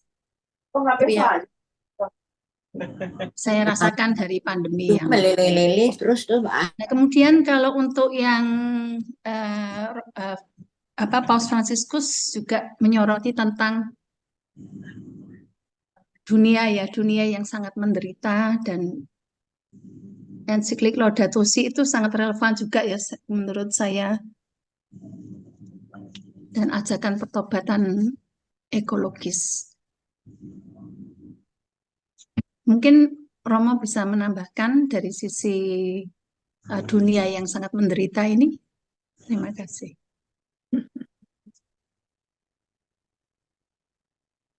Nanti dilanjutkan Romo Kris ya minggu depan. Dilempar ke Rama Nah, Kris. terima kasih. Terima kasih Romo Rudi. Saya. Sudah lelah. Oke, mungkin ada teman-teman yang lain ya. Dan tahun ini KKIT seluruh Indonesia nasional kita juga mau ya meneladani ya kehadiran Paus di Indonesia. Jadi kita punya tema yang khusus ya tahun ini ya. Mungkin nanti di tiap-tiap kota sudah mempersiapkan ya untuk acara tanggal 5 September. Memang di beberapa tempat tidak pas ya 5 September, tetapi kami di Surabaya itu tanggal 6 September hari Jumatnya, karena mengingat pasti ya semua umat ingin menonton atau mengikuti misa online di rumah. Jadi saya kira kayak Oma, Clara, semua teman-teman yang tidak bisa hadir, memang disarankan yang sudah sepuh itu tidak hadir ke sana ya, karena takut Ketabrak orang. begitu juga ya. Nah, maka Ketabrak orang. KKIT Surabaya dan beberapa KKIT di Indonesia itu memberi kesempatan ya kepada kita semua, khususnya di KKIT, untuk ikut di dalam acara misa online juga ya, mungkin nanti itu yang nanti mungkin akan kita lakukan ya. Dan di apa namanya, di Surabaya sendiri kita nanti tanggal 6 September ya, itu untuk apa namanya, menyambut ya tanggal 5 September Hari Raya Santa Teresa dari Kalkuta. Oke, itu mungkin sedikit ini. Kemudian tema nasionalnya apa, Rosa, bisa dibacakan? Ya. Bentar. Mewujudkan iman dalam persaudaraan dan bela rasa. Ya. Itu yang Betul, sudah Mbak Lindri. dibacakan oleh Bu Lindri ya, mewujudkan iman Dalam persaudaraan dalam dan bela persaudaraan rasa. dan bela rasa. Nah, ini yang cukup nanti kita apa ya, kita mau meneladani ya kedatangan Paus ya. Kemudian itu kita juga mengutip quote-nya dari Santa Teresa dari Kalkuta ya. Bisa dibacakan kembali Bu Lindri quote-nya? Penyakit terbesar adalah ketika kita tidak berguna bagi sesama. Ya, artinya kita diam ya. Kita sebagai orang Katolik yang diam, yang tidak melakukan apa-apa ya. Sorry. Nah, padahal Paus sendiri mengajak kita untuk kita keluar ya. Kita keluar ya, meskipun kita berdarah-darah, meskipun kita gagal gitu ya. Tapi kita harus berani untuk keluar ya. Itu Winadi. Ya, ini yang nanti menjadi tema nasional kita ya. Jadi mewujudkan iman dalam persaudaraan dan bela rasa. Jadi kita mau apa namanya, meneladani ya kehadiran Paus di Indonesia. Dan itu quote-nya yang di bawahnya, penyakit terbesar adalah ketika kita tidak berguna bagi sesama. Karena ada juga yang bertanya kan, Tuhan, kalau saya kepingin masuk surga apa yang harus lakukan gitu ya. Saya sudah ke gereja, saya sudah melakukan 10 perintah Allah itu ya. Tetapi satu yang diminta, jualah semua harta, tapi dia nggak bisa ya, karena hartanya banyak. Dan dalam hal ini dia tidak mau berbagi ya, karena semua hartanya itu untuk dirinya ya, bukan untuk orang lain. Nah, itu yang juga kita sebagai kerabat kerja dan sebagai sahabat ITM, kita diminta ya untuk berguna ya buat sesama. Khususnya kalau dalam KKIT itu adalah do small thing with great love ya, khususnya kepada kalau katanya Ibu Teresa tuh the poorest of the poor ya, kepada yang termiskin dari yang miskin. Oke, mungkin Bu Sinta bisa menjelaskan ya tentang apa namanya tema nanti dari apa namanya, karena nanti itu hari Jumat depan ya. Iya. Gimana ya Rosa? 2 minggu Apakah lagi. tanggal 20? Oh ya ya, enggak apa-apa ya. Karena tanggal 6 itu kan ada rencana Dua ya Jumat Rosa ya. lagi. Tanggal 6 itu kan ada rencana untuk 2 minggu lagi itu ada rencana kita untuk Romo Kris membawa apa pesan dari ini ya. Apakah Ya, itu tetap pas. dijalankan atau gimana ya Rosa? Ya, tanggal 6 tetap Tetap ya, meskipun sudah ada terjadwal. beberapa kota yang nggak bisa ya, enggak apa-apa. Oke. Ini Daniel juga angkat tangan. Oke, ada yang mau disampaikan Dan? Ya, terima kasih, Win. Ya, pertama saya terkesan sekali dengan apa yang dibawakan Romo Rudi pada malam hari ini. Dan tadi kita dilengkapi dengan Bu Rosa tentang yang tadi sudah diulas itu. Ya, saya menambahkan memang pada ajaran Romo Rudi beberapa waktu lalu kita sebagai umat Katolik diibaratkan sebagai kabel-kabel. Ada kabel yang besar, ada kabel yang kecil, ada kabel yang murah, dan ada kabel yang berharga mahal. Kita disiapkan Tuhan dengan cara kita masing-masing. Jadi menurut saya setiap orang punya talenta yang harus dikembangkan. Dan kita harus percaya bahwa setiap talenta yang kita bawa kepada pekerjaan dan pelayanan adalah sebuah karya yang berharga, unik di mata Tuhan.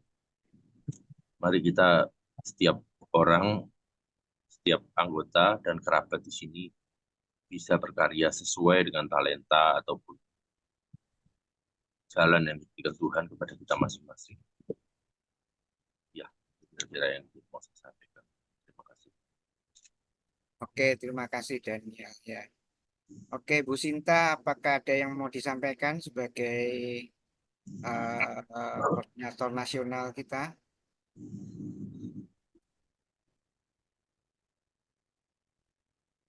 Semarang itu rencananya hari Sabtu, Mas Win. Tanggal Kenapa? 7. Semarang rencananya hari Sabtu. Oke, itu Tanggal ada dari 7. Semarang tanggal 7 ya, 7 Ya, September hari ya. Sabtu. Ya, oke, terima kasih. Dari Padang mungkin ada info, Bu Linda? Ya, malam Pak Win, Ya. Romo dan Bu Sinta, teman-teman semua. Padang kita akan rekoleksi bersama dengan Monsinyur Vitus, Uskup Padang, itu pada tanggal 1 September. Bagus sekali. Ya, 1 September kami juga mengundang semua kelompok kategorial yang ada di Keuskupan Padang, selain dari kerabat sendiri. Nah, kita juga berencana bekerjasama dengan Komsos Keuskupan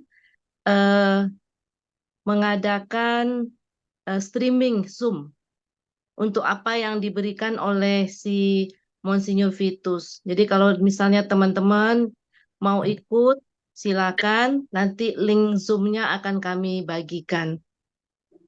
Sementara seperti itu rencananya. Dan itu ditutup pakai dengan link, misa. itu link Zoom atau link YouTube, Bu Linda? Kalau Komsos ini biasanya YouTube biasanya. YouTube ya, ya, Ya, mungkin YouTube, ya. Komsos YouTube mungkin ya. Jadi mungkin nanti teman-teman bisa memberi komentar di sana ya. Mungkin pertanyaan-pertanyaan bisa disampaikan lewat Bisa, ya. di sana ya. Nanti Bapak Uskup akan memberikan 2 sesi sesuai dengan tema nasional. Ya, oke. Terima kasih. Itu Ya. sebagai ini. Kemudian ada misa untuk 5 September gimana Bu Linda? Kami tidak bisa misa 5 September, mungkin lebih dari tanggal 5. Sedang kami cari Romo yang bisa bantu kami untuk misa. Oke, masih belum Ya, ditetapkan jadi ya. kita misa intern seluruh Ya. kerabat KKIT Padang saja nanti. Ya. Ya, tapi hari Minggu itu ditutup dengan misa oleh Bapak Uskup jam Jadi 3. tanggal 1 itu mulai pukul berapa Bu Linda tadi? Mulai jam 8.30. 8.30 pagi sampai Ya, pukul 3 sore ya. ya, ada Nah, istirahat oke. siang, istirahat makan. Oke, terima kasih. Cukup Mm-mm. beri kekuatan ya buat kita. Nanti bisa diikuti oleh semua kerabat di seluruh Indonesia ya. Terima kasih Ya, Bu ya. ya, kalau ada kerabat yang mau sharing, nanti mungkin ada satu sesi yang kita bisa berbagi Ya, supaya kita saling menguatkan. Ya, ya. Nanti mungkin bisa baik. dibuka satu WA ke Bu Linda atau siapa teman-teman di Padang kalau mau bertanya lewat WA aja ya. Karena takutnya kalau lewat YouTube kan nggak kebaca gitu Bu Linda. Saya kira Ya, itu. iya Pak Win. Nanti saya pastikan saya tanya dengan anak-anak Komsos ya. Ya. Streamingnya Atau seperti kalau apa? memang mau nanti apakah kita mau buka Zoom untuk pertanyaan itu bisa disampaikan di sana begitu. Ya, mm-mm. Ya, saya nanti akan koordinasi kembali ya dengan Bu Linda ya supaya Iya, bisa diikuti oleh teman-teman dari seluruh iya, Indonesia. iya. Terima Kita saling kasih info. sudah Baik. memberikan ya. Seharusnya KKIT Surabaya itu tanggal 8 juga mau ada Mother Teresa Talk ya. Ya tentang ini ya. Bersama Romo Gani, tapi karena Romo Gani Keren. sakit, jadi kami memutuskan untuk dimundurkan aja nanti bulan Oktober mungkin ya. Saya Iya. kira itu ya. Oke. Oke, silakan mungkin teman-teman dari tempat lain yang mau menyampaikan tentang perayaan 5 September atau ada ini silakan mungkin dari Bu Lindri silakan. Nggak apa-apa disampaikan ulang Bu Lindri yang untuk ini. Oh, Semarang tanggal 7 Mas Win, hari Sabtu. Rencana di Wisma Rela Bakti Gedangan dengan Tanggal Romo 7 Kris. misa ini ya 5 Septembernya ya perayaan. Ya, tanggal 7 kita Ya, oke. dengan Romo Kris. Ya, terima kasih. Ya, Jakarta tanggal 11, Win. Jakarta tanggal 11 ya. Oke. Eh, tanggal 11 kita misa di Lady of Akita di Pik 2 Waduh, sip itu. Keren. sambil kita mengajak romo-romo, suster-suster, bruder-bruder lansia untuk misa bersama. Habis itu kita rekreasi di pinggir pantai tanggal 11 September. Asik. Boleh ikut dong. Boleh. Menarik ya. Ayo datang. Ya. Ini sedang mengumpulkan romo, suster, bruder dari seluruh komunitas yang mau untuk pergi dan bisa jalan Ya, bersama oke. kita. Terima kasih. Ya, oke. Mungkin itu ya untuk Jakarta. Itu jadi gabungan ya 5 September bersama dengan suster dan romo-romo lansia ya. 11 September, Ya, tanggal 11 11. September. Hari apa berarti itu ya? Hari Rabu, Win. Rabu Hari ya. Rabu. Supaya nggak rame. Di Akitanya supaya nggak rame. Ya, oke. Ya. Oke, terima kasih Bu Jakarta. Oke, mungkin ada yang mau disampaikan kembali dari tempat lain? Ada dari Pangkal Pinang, saya belum dapat kabar Pangkal Pinang. Mungkin nanti akan saya kontak. Pinang ini kok belum nggak muncul ya, sudah lama nggak muncul ya. Iya, Pangkal Pinang jarang masuk nih. Ya, oke, nggak apa-apa teman-teman. Hmm. Apakah Jakarta itu digabung ya Bu Sinta semua ya? Semua wilayah. Oke, sip berarti Semua ya. wilayah seluruh Jakarta. Ya. Kita misa bersama di Lady of Akita.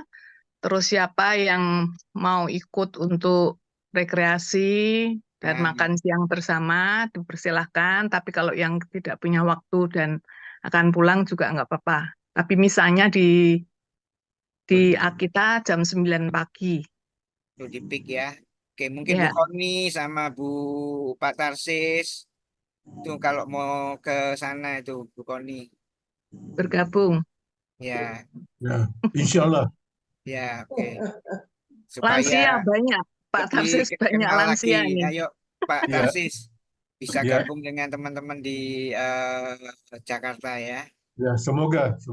Ya oke. 65 tahun ke atas lansia Tony. katanya. Waduh, saya enggak termasuk undangan berarti wis gak batal wis batal. yang nggak boleh ke GBK pergi ke Akita ya. Oke.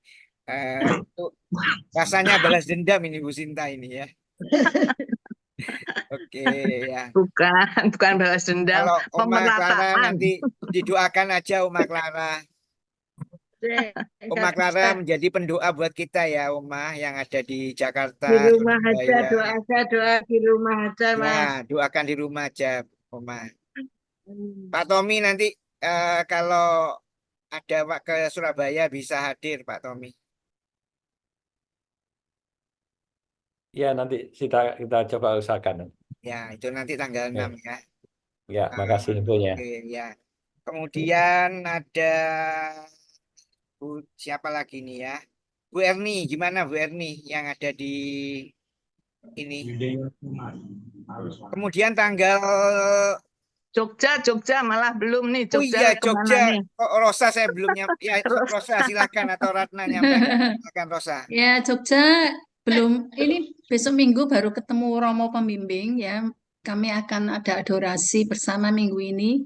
Jadi belum ada kemungkinannya sih mungkin pertengahan September kalau bisa. Kalau Romo bisa dan teman-teman, tetapi hanya lingkup kecil sih mestinya tidak. Tapi belum tahu nanti kita bicarakan dulu. Ya oke Rosa. Jadi yang Jogja masih belum punya waktu yang pas. Nanti disusulkan ya teman-teman. Ya. Garut ada hadir nggak Garut? Ini saya pakai HP soalnya nggak lihat yang hadir. Kok belum kelihatan ya Bu? Lia biasanya hadir. Iya nggak ada. Iya, Kayaknya nggak hadir. Nggak ada ya. Nggak. Ya nanti yang saya kelihatan tuh Amel ya. Nanti Amel ke GBK ya Mel. Yes. Kamu bawa bendera Mel supaya kelihatan Mel saya Mel. Hah? Kan nggak boleh. Ya guyon Mel guyon. Saya juga ke GBK Winardi. Kenapa? Saya juga ke GBK. Waduh banyak ya. Wow. Nanti Oh, spanduk kakak itu Mbak WA-WA-an Rosa. aja ya. Katanya nggak boleh bawa spanduk. Nggak boleh bawa spanduk kok. Tidak boleh ya. Oke, Bu Erni, silakan Bu Erni, dibuka gimana? Ada Ya, selamat malam. diberanikan Selamat aja siang. melakukan sesuatu di sana, Bu Erni. Mau apa ya, sharing? Ini Pak, saya sharing dikit ya. Ya, silakan. Saya ikut kakak itu kan ingat yang selalu Romo sampaikan juga ya. Untuk berbela rasa khususnya pada orang-orang yang kesepian. Nah, itu saya lakukan beberapa waktu lalu, mungkin sudah setahun. Ada tetangga yang memang saya lihat itu dia sendiri ya, karena jauh dari anak-anaknya. Tapi memang orang ini dari tetangga-tetangganya itu satu kompleks, satu RT cerita memang orangnya keras, orang keras sekali, dan beliau tidak punya anak tapi punya anak. Dia nggak punya anak tapi kemudian menikah dengan suami adiknya waktu itu. Suami adiknya meninggal dan mempunyai 7 atau 6 anak. Tapi ibu ini terlalu keras dan kekeh, bahkan penghasilan suami segala dia yang kuasai. Dan dari cerita anaknya itu dari kecil ibunya nggak ngasih, ibu sambungnya ini nggak ngasih uang ya.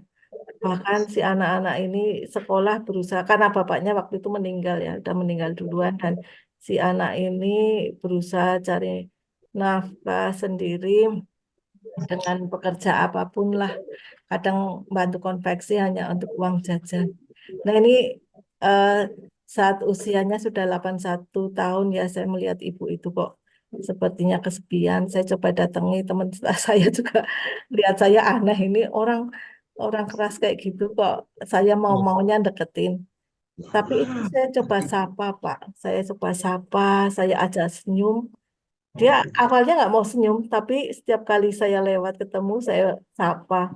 Lama-lama dia mulai mau terbuka senyum. Nah, ini kemudian ibu ini sakit ya, berapa waktu sakit. Dan yang terakhir ini 2 minggu lalu. Ibu ini sakit, saya sempat datangi ke rumahnya dan rumahnya kotor sekali ya udah.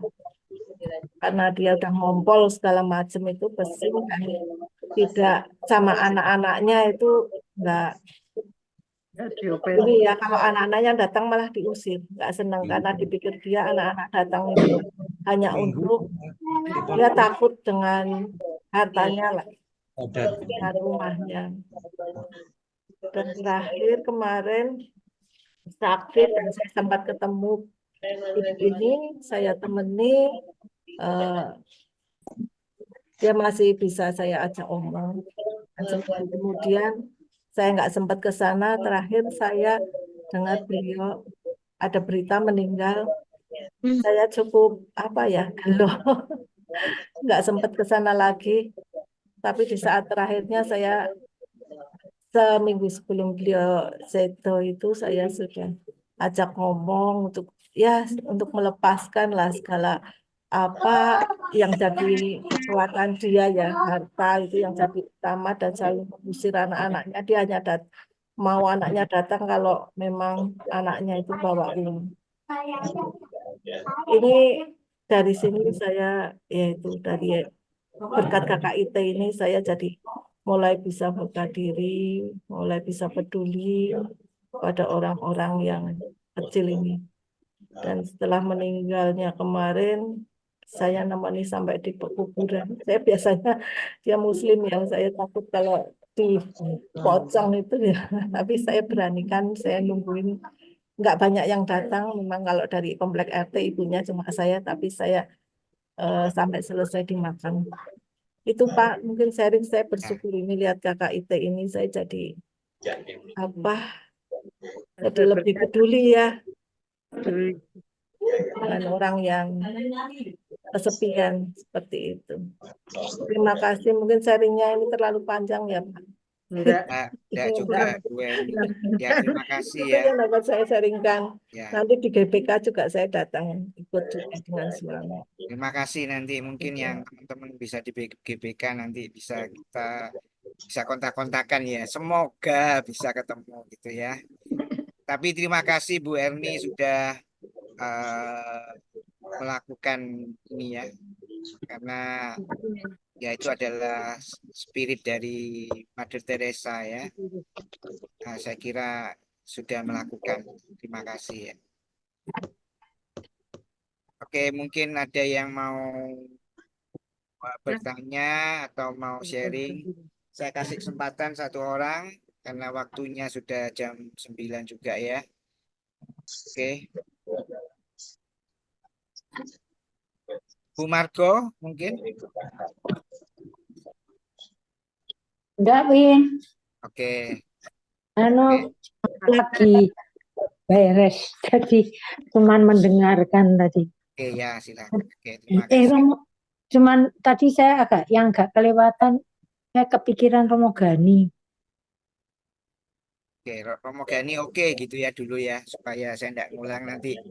Saya kirim ke mana di grup ini ya. Oke, ya udah kirim doa untuk supaya Romo saya tidak Gani. mengulang kembali ya, kasihan teman-teman tadi yang sudah Oke.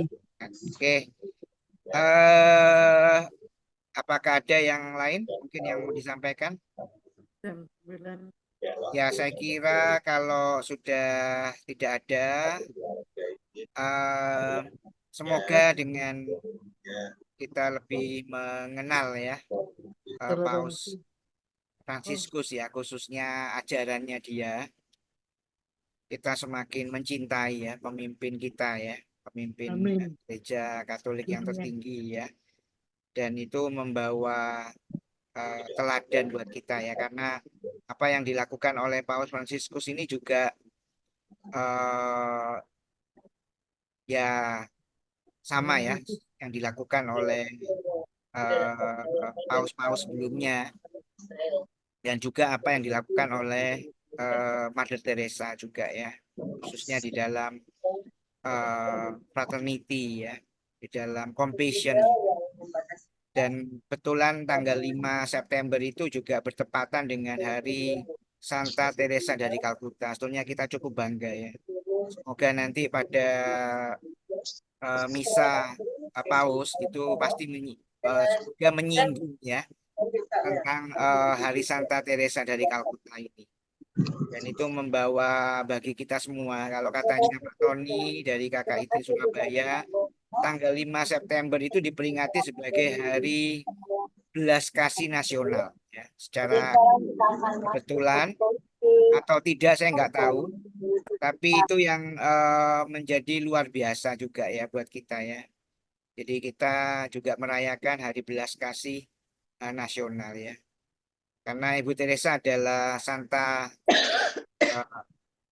pembawa kasih ya di dalam kegelapan ya pada orang-orang yang tadi Ibu Erni juga sudah sharingkan ya, stage yang tidak dikehendaki, yang kesepian, yang kelaparan, yang haus, yang tidak punya rumah atau yang tidak dikehendaki gitu ya. Nah itu yang mau kita teladani juga ya. Oke kerabat, semoga dengan kita lebih mengenal ajaran dari Paus Fransiskus melalui Romo Rudi pada malam hari ini, kita semakin menjadikan Yesus Kristus sebagai pusat kita, hidup kita gitu ya. Jadi bukan Mother Teresanya, bukan Paus Fransiskusnya, tetapi adalah Yesus yang mau menjadi pusat dari kehidupan kita semua. Saya kira itu dan mungkin saya ingat bahwa katanya Romo Rudi kita sarana saja, ya. Dan semoga dengan kita memberanikan diri ya, dipakai sebagai instrumen, kita nanti semakin menjadi cahaya yang seperti yang kita dengarkan lagu yang akan kita dengarkan malam hari ini. Come be my light.